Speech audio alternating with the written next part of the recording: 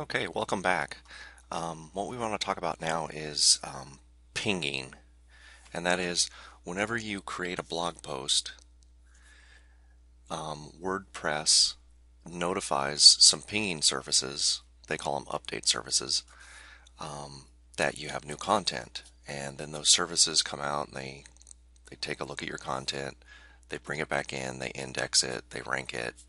They're kind of like a search engine for posts in a way. But the idea is that you can get your content out there to these pinging services, and because they're always constantly looking for content, the search engines go to them rather than to your website, and then they crawl through the links back to your website so that your content is spidered, indexed, and ranked quickly. So let's look at something first before we get into the specific plugin that I want to talk about.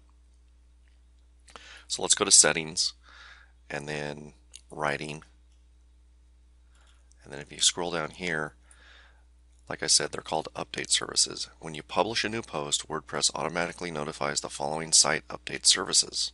Okay, so this is a custom update services or ping list that I've put together of all the best update services there are. So let's click Save Changes, and then I'll show you this plugin.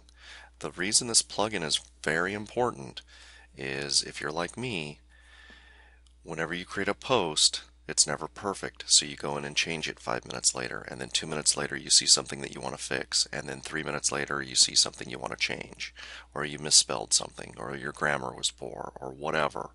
You want to change the title. Doesn't matter.